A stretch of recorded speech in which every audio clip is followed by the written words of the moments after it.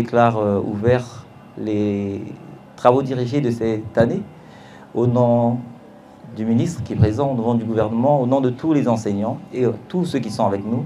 Un mot et une action ainsi lancés en présence du ministre en charge de l'enseignement général. Il s'agit de la 5e édition des travaux dirigés.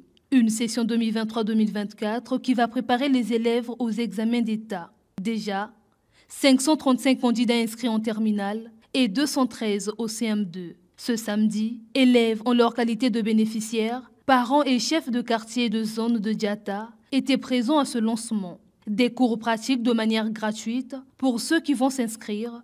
Les travaux pratiques sont un laboratoire de création des admis. Du 12 février 2017 au 27 janvier 2024, ces travaux sont à sa 5e édition, nonobstant la période Covid-19. Cette perspective porte et continue à porter ses fruits, car depuis cette période, les résultats dans cette circonscription sont satisfaisants. De 55% au baccalauréat en 2017, nous sommes passés à 72% en 2023.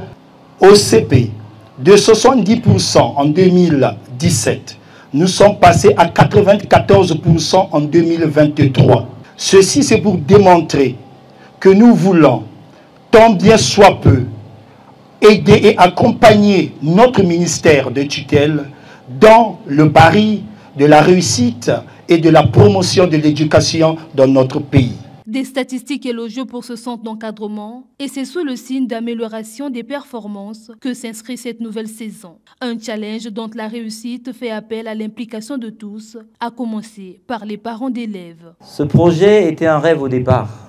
7 ans après, je peux dire qu'on a progressé, on a réussi. Les parents, veillez aux enfants s'il vous plaît. Nous avons des fiches d'activité, vous le savez. Quand un enfant est absent, on communique avec le parent. Quand un enfant a une maladie particulière, il faut nous informer sur les fiches d'inscription.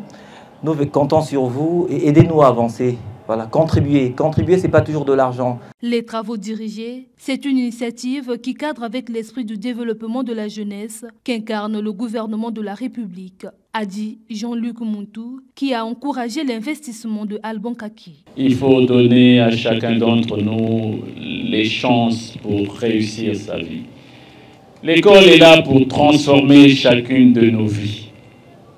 Chacune de nos vies. Aussi vrai que les nôtres ont été transformés au travers de l'école, nous attendons justement que les vôtres aussi soient transformés et nous apportons tout le nécessaire pour que, et vous, et cette jeunesse puissent avoir les relents qu'il faut pour que demain soit meilleur qu'aujourd'hui.